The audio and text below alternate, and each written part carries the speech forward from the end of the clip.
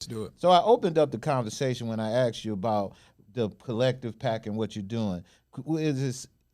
How would you answer if I was to say, are you building a new kind of black power, or are you just monetizing the same old dependencies that we've been doing before? That's a great question. One of the things that we grapple with all the time, I would say, I would hope we are building something new. Because listen, we know that as black people in this country, we're only 13% of the population, right? And so, yes, in some cities and some municipalities, we do have a majority. But that's very far and few in between when you think about the entirety of this country. But I think also you think about the globe, right? There are more black people on this globe than any other people that exist. And so it's kind of a duality of being in a minority position in this country. But on the world stage, we're actually the majority of people on this earth. And so when I think about our dependency on this system, there are some ways in which we are dependent on the democratic ecosystem, right? The two-party system. But I would hope that what we are doing is building something that is more independent than what we've seen previously. That's our goal. What would you say some of the differences you would say what you're doing? I know one is easier, we'll say digital, but give me some of the other differences you think that you guys are doing that traditionally hasn't been done.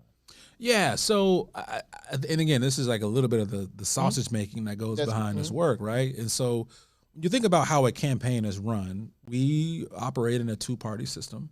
And so, 90% of black people are Democrats or aligned with the Democratic Party. And so as a candidate, you got to, run in a primary, right? You got to say, I want to be the Democrat for this particular seat. Well, that means you got to, sign up to be number one, a Democrat. You got to get access to their voter file, right? You got to get access to their resources, their nomination.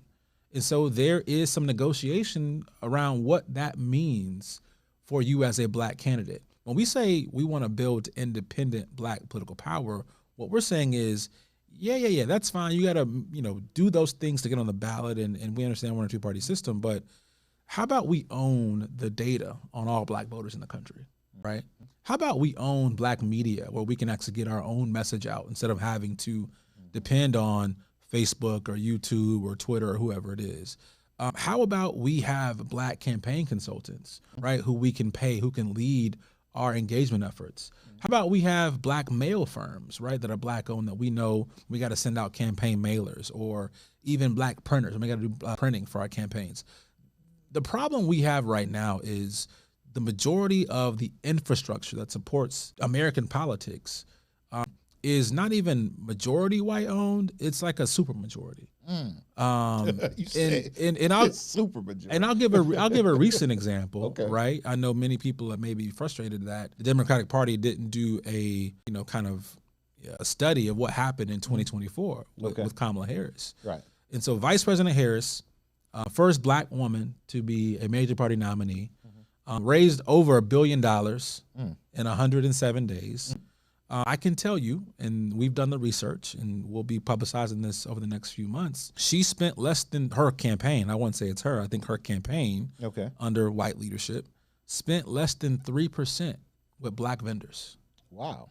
Right? And when you think about it, the black vendors who did receive those funds, only one black media consultant, but one of the higher black-owned vendors who made over $1 million was a black-owned car company who would move staff from the airport to the campaign office, right?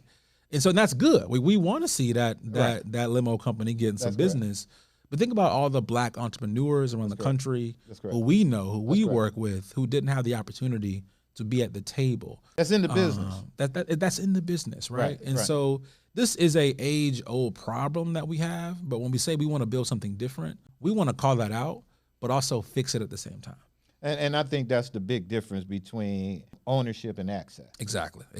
I think we have plenty of access. Right. Because we all done worked for them. We done had opportunities to maybe be in some rooms that others haven't. Access has always been there. And part of that is, the carrot that they give.